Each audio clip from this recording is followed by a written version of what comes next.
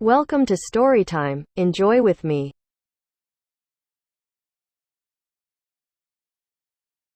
The Emperor's New Clothes by Hans Andersen.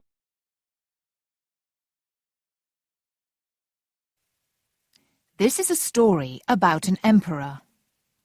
He loved new clothes, and he had different clothes for every hour of the day.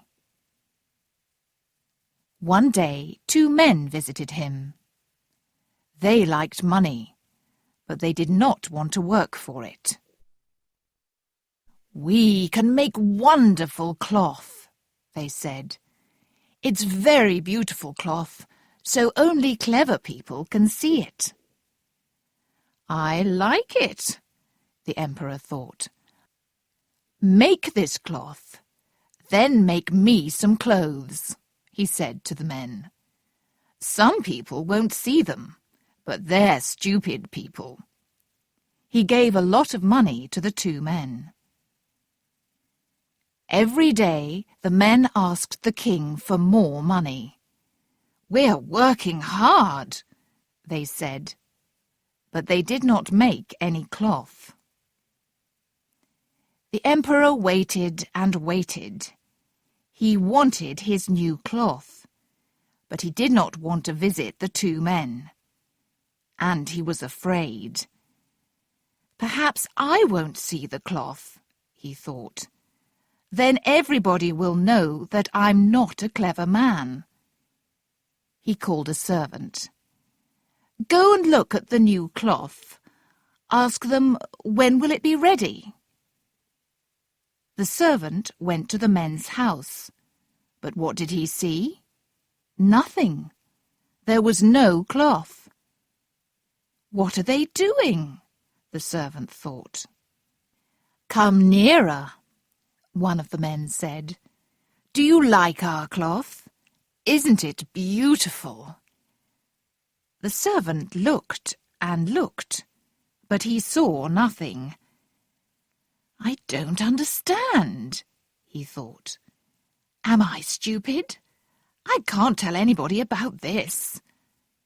He spoke to the men. "Oh, it's very good, he said. "The cloth is beautiful. I'll tell the emperor." The emperor waited for 2 more weeks. Then he called another servant. "When will the cloth be ready?" he cried. "Find those 2 men. Ask them." This servant went to the 2 men. They showed him the cloth, but he couldn't see anything. "Isn't the cloth beautiful?" one of the bad men said. The other servant liked it. The man thought, "I can't see the cloth. I'm stupid, but I don't want anybody to know." He went back to the emperor and said, "The cloth is wonderful." After 2 or 3 days, the people in the city started to talk about the beautiful cloth. "It's very beautiful, but stupid people can't see it," they said. Now the emperor really wanted to see the cloth. He took his servants with him and went to the men's house. "Isn't the cloth beautiful?" said the 2 men. "Please look at it. Isn't it pretty? Touch it." And they put out their hands and showed him. "I can see nothing," the emperor thought. "This is very, very bad. Am I stupid? A stupid man can't be emperor." He looked at the men's hands and said to his servants, "Oh, the cloth is beautiful. I like it." The servants looked and looked, but they saw nothing. "Beautiful, lovely, very pretty," they said. "The men will make some clothes from this cloth now." The emperor happily gave the 2 men more money. That night the 2 men did not go to bed. There were lights in every room in the house. "The emperor and his people think we're working," they thought. Next morning they went to the palace. "The Emperor's new clothes are ready," they cried. The Emperor went to their house with his servants. The two bad men put out their arms. "Here are your clothes," the men said. "Put them on." "Yes, yes," said the servants, but they could not see the clothes. The Emperor took off his old shirt and trousers. The two men walked round him and touched his arms and legs.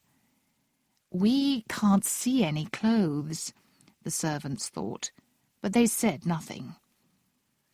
"You look wonderful in your new clothes," everybody cried. "They are clothes for an emperor." "I am ready now. I will walk through the streets," the Emperor said. He looked at his arms and legs.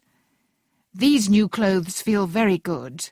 They aren't too big or too small." He walked through the streets with his servants and the great men of the country. People stood outside their houses or looked out of the windows. "Oh, our Emperor's new clothes are very beautiful," they cried. But they thought, "We can't see any clothes. Are we stupid?" Then a little child spoke. "The Emperor has no clothes." "Be quiet," his father said, but it was too late. "The Emperor has no clothes," a man near the child repeated to the woman next to him. She told her friend, "The Emperor has no clothes." "The Emperor has no clothes," the people cried, and they started to laugh. The Emperor was angry. "The people are right," he thought. "But I have to walk through the streets." He walked and walked. His servants and great men followed him, but they knew too. The Emperor had no clothes.